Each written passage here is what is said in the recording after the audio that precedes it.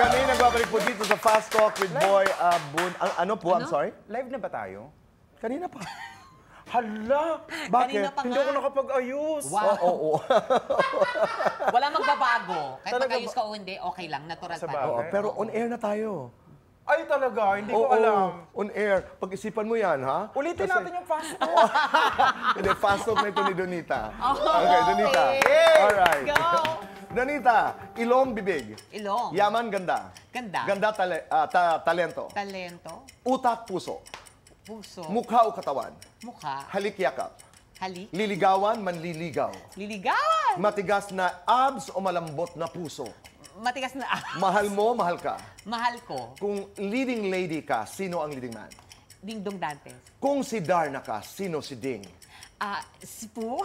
Kung sangre ka, ano ang brilyante mo? Ng apoy. Magbigay ng pangalan, artistang nangutang sa'yo. Wala. Artistang crush mo.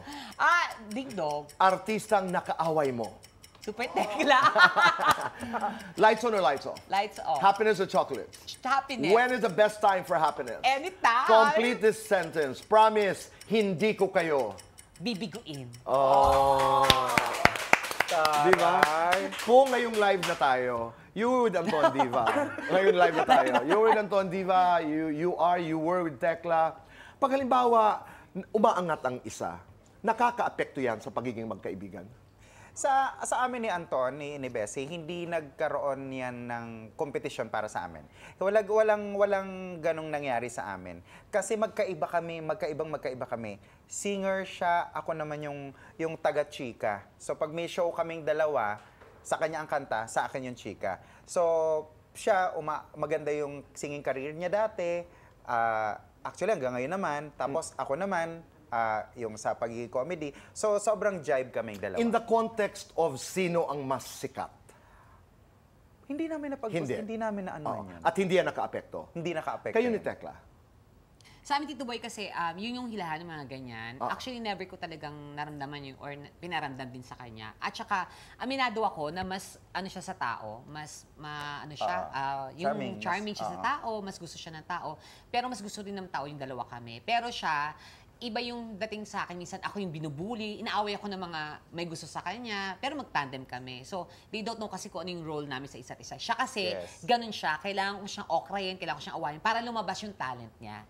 Maging effective yung tandem. Maging effective siya. Ako kung may nagiging maldita, pero yun is because sa ginagawa lang namin. We were talking about you kahapon.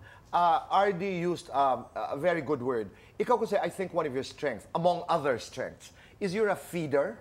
Yung Yes. you feed, no? Yes po. Halimbawa, meron kang sinasabi, nakakapag-react, Yes, tama. nagsashine yung Yes po, eksena yun mo. po siya. But in the process, what you're trying to tell me is that nagagalit sa'yo dahil ang pag-feed mo ay, halimbawa, ino-okray mo siya. Yes, oo, ganon. Okay. So, Pero do you talk about it? yes, oo, wala sa amin ni Tekla. Natural na namin yun. Kahit off-cam or nasa show kami on, okrayan pa rin kami. Pero natural lang sa amin yun. So, we don't care about that. Ano man sabihin ng ibang tao, alam namin sa isa't isa kung anong ginagawa namin. Hindi nga alam ni Tekla ngayon na pangit pa rin siya eh. Tsaka yun po, Tito Boy, kailangan talaga sa mag-partner, merong isang maganda, merong hindi ganun kaganda. Kaya naman kami nagkaroon ni Anton. Okay. Ganon din.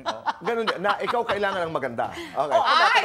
Ano ang pamantayan? Anton, that's a joke. Ano ang pamantayan nyo ng tagumpay? Ang pamatayan ko ng tagumpay ay maitaguyod ang mga mahal ko sa buhay ng nasa maayos. Ganda. Parang ganun po, makita ko silang successful, parang successful na rin ako. Kasi ganun naman talaga. Kung sino yung meron kami, so tutulong kami. Napaka-importante sa atin ng pamilya. Opo, totoo. Alam mo, the great actor Sidney Poitier ay sumulat po yan ng libro that the true measure of success is to be able to provide for my family. Bumabalik at bumabalik tayo lahat sa Tama pamilya. And I'm proud of that. Diba? Opo.